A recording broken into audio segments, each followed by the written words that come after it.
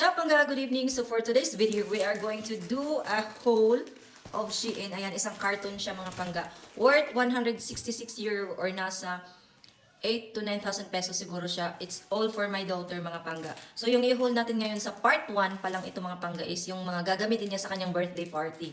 So una nga dyan, ito. Yung birthday sash niya. Ayan.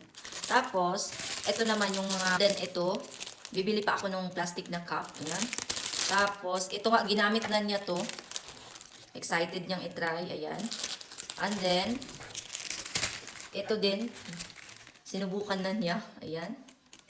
Then, I got also this one, para sa kanyang ano, yung parang giveaways, mga ganon, ba yung souvenir, ganon. At tapos, bumili din ako ng ganitong ball pen. Yun. May, nagla-light siya na may animals, ganon. So, tapos, ito din, para sa cake niya. And then, ito din, pa souvenir, ganon. Ayan. Ang dami. Sa Shein ko kasi nakahanap to. Pag dito kasi sa mga shop, mahirap maghanap. Tsaka wala akong time talaga. Busy sa work. Tapos, ito naman, yung number, kasi magsi 6 years old na siya. Ito yung bag na, kasi yung theme ng birthday niya is Barbie, mga Pangga. So, ayan. Kaya halos pa pink lang. Tapos, ito naman yung lalagyan ng mga souvenir. Souvenir ba tawag nun? Ano yung pag-giveaways, mga ganun. Tapos, ito bumili din ako ng stickers na Barbie. Ayan, kita ba? Para kasing masyadong against the light. Pag malayo, okay lang. Ayan. Tapos, also Barbie na headband, hairband, ganun, headband. And ito, mga, ano pa ba itong mga pinagbibili ko? Tapos, yung clip niya, ayan, na Barbie din, di ba? Ito, isa pa to sa mga yung pagtunog-tunog. Tapos, balloons, ayan.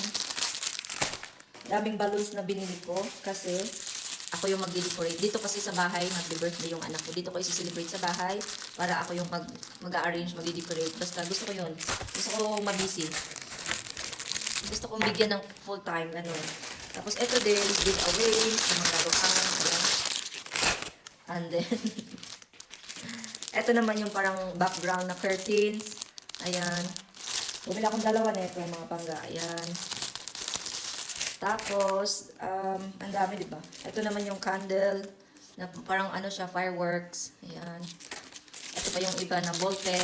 20 kasi yung binili ko na ball pen. Kasi baka mga 20 yung guess niya. Hindi ko nabili yung mga bata.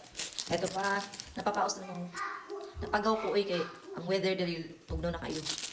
Tapos, ayan, hindi pa ako nakatento. Bumili pa ako nitong another number 6 na candle. Diba? Ito, parang ano to siya, sa table. Na Barbie din siya. Ayan. And then, ito yung parang ano, sa pictorial. Parang box siya na iaano sa pictorial. Ganun. Barbie din. Ayan. Hindi ko na i-open mga Pangga. Ito din, another Barbie na background. Ayan. Diba? Lahat na lang Barbie. Tapos, ayun, yun lang mga Pangga ang ating part 2. So, yung part 1 pala, yung part 2 natin is mga damit naman at sapatos. So, follow for more para sa part 2. Bye!